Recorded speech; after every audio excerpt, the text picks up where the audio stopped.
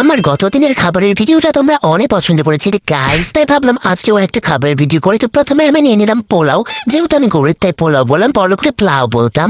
তো তারপর এখানে ছিল রোস্ট, তো এখান থেকে আমি এক পিস রোস্ট নিয়ে নেব।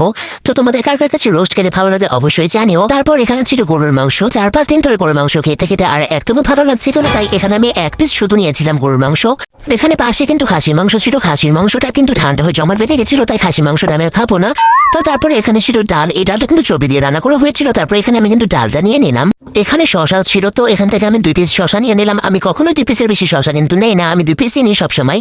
আর এখানে ছিল হচ্ছে চিংড়ি মাছের বড়া, আর এখানে ছিল হচ্ছে টিকিয়া কাবাব। তো এখান থেকে আমি একটা টিকিয়া কাবাব আর একটা চিংড়ি মাছের বড়া নিয়েছি। মোটামুটি আমার সব খাবারই নেওয়া হয়ে গিয়েছে, আর কিন্তু অপেক্ষা করা যাচ্ছে না, এবারে কিন্তু খাইতে হবে।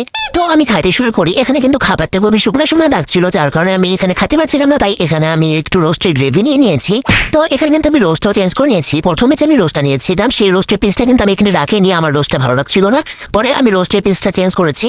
আর এই সব রান্নাগুলো কিন্তু আমার নিজের একটাও করা না, বা আমার বাসায়ও তৈরি করা না, সবকিছু কিন্তু আমার খালা তৈরি করেছে। আর এখানে রোস্টটা হচ্ছে আমার খালাতো বোন তৈরি করছে, আর টিকিয়া কাবাবটা আমার বোনই তৈরি করছে।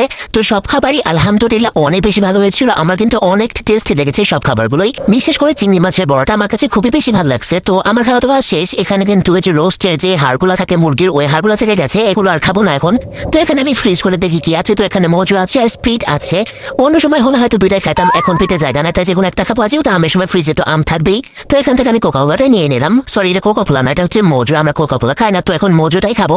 তো আমি এখানে একটা গ্লাসে মজুটা নিচ্ছিলাম, যেহেতু আমি অন্য কোনো গ্লাস খুঁজে পাচ্ছিলাম না, তাই আমি একটা পানি খাওয়ার গ্লাসে এখানে মজুটা ঢেলে নিলাম। তো আজকের ভিডিওটা তোমাদের কাছে কেমন লাগলো অবশ্যই জানাবা, আর এরকম ভিডিও চাইলে অবশ্যই কমেন্ট করবা। আজকে পর্যন্ত আল্লাহ হাফেজ।